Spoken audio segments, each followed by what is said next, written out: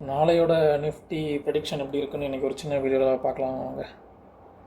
So almost நம்ம நேற்று predict பண்ண மாதிரி தான் இன்றைக்கி நடந்திருக்கு. ஸோ ஆல்மோஸ்ட் அதுக்கேற்ற மாதிரி தான் நம்ம பெர்ஃபார்ம் பண்ணியிருந்தோம். பட் நல்ல ஒரு என்ட்ரி நமக்கு கிடைக்கல இன்றைக்கி. ஏன்னா இன்றைக்கி மார்க்கெட் பார்த்தாலே தெரியும், ஒரு 2 கேண்டில் 3 கேண்டில் க்ரீன் கொடுத்தா ஒரு கேண்டில் ரெட்டு. ஸோ இந்த மாதிரி நடக்கும்போது அப்பமெண்ட் தான். பட் ஆனால் நமக்கு ப்ரீமியமில் பார்த்திங்கன்னா நல்ல ஒரு கேட்ச் இருக்காது.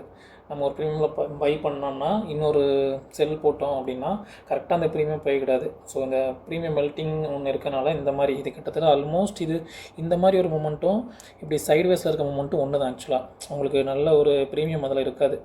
ஸோ மேக்ஸிமம் இந்த மாதிரி டேஸ்லலாம் நான் ட்ரேட் பண்ணுறதை அவாய்ட் பண்ணிவிடுவேன். ட்ரேட் பண்ண மாட்டேன் யூஸ்வலாக. நல்ல ஒரு ட்ரெண்டிங்கோ இல்லை ஒரு கன்ஃபர்மேஷனாக இருந்தால் மட்டும்தான் ட்ரேட் பண்ணுவேன்.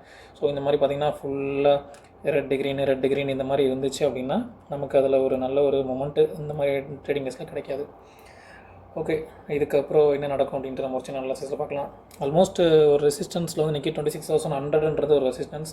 நாளைக்கு ஒருவேளை மார்க்கெட் இதே லெவலில் ஓப்பன் ஆகி இப்படி சைட்வேஸில் இருக்கிற மாதிரி இருந்துச்சு அப்படின்னா, இந்த இடத்துல ஓப்பன் ஆகி இப்படியே சைட்வேஸில் இருக்க மாதிரி இருந்துச்சுன்னா இந்த ரேஞ்சும் 26,100 25,982 இந்த லெவலுக்குள்ளேயே தான் மார்க்கெட் நிற்க வாய்ப்பு இருக்குது. மேலே கீழே சைட்வேஸ்லேயே நிற்கலாம். அப்படி இல்லை ஒரு பிரேக் அவுட் மாதிரி கொடுத்து இங்கே ஒரு க்ளோஸ் வச்சிச்சு அப்படின்னா நம்ம ஒரு புல்லிஷ் மூமெண்ட்டை எதிர்பார்க்கலாம். இங்கேருந்து ஆல் டைம் ஹையை நோக்கி மார்க்கெட் போகிறதுக்கு எதிர்பார்க்கலாம். பட் ஆனால் நாளைக்கு மந்த்ன்ட்ட கூட எக்ஸ்பெரி சென்செக்ஸோட எக்ஸ்பெரி இருக்குது. ஸோ 3 இண்டெக்ஸுமே சப்போர்ட் பண்ணால் மட்டும்தான், சென்செக்ஸ், பேங்க் நிஃப்டி 3மே சப்போர்ட் பண்ணால் மட்டும்தான் நல்ல ஒரு பாசிட்டிவ் மூவ். இந்த இடத்துல பிரேக்கிங் போது அந்த 3 இண்டெக்ஸும் இந்த டைமில் சப்போர்ட் பண்ணணும். 3 இண்டெக்ஸுமே புல்லிஷ் மாதிரி இருந்தால் மட்டும்தான் இங்கேருந்து மார்க்கெட் எடுத்து மேலே போகிறதுக்கான சான்சஸ் இருக்குது.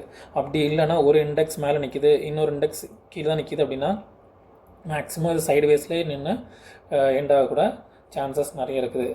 சரி, இது ரெண்டுமே நடக்கலை அப்படின்னா என்ன நடக்கும்? மார்க்கெட் மேபி இங்கேருந்து ஒரு கேப் டவுனில் ஓப்பன் ஆகி இங்கே பிரேக் கொடுத்துச்சு அப்படின்னா இந்த லெவலேருந்து ஸ்லைட் ஆகி இங்கே வர்றதுக்கான சான்சஸ் இருக்குது. 25,875 வர சான்சஸ் இருக்குது. But most of the chances sideways இருக்கலாம். அப்படி இல்லைனா பிரேக் கொடுத்து புல்லிஷாக சான்சஸ் இருக்குது. ஓகே, நாளைக்கு மார்க்கெட் ஓப்பன் பண்ணும்போது பையர் செல்லர் எப்படி இருப்பாங்க அப்படின்றத பார்த்துட்டு நம்ம பொசிஷன் க்ரியேட் பண்ணலாம்.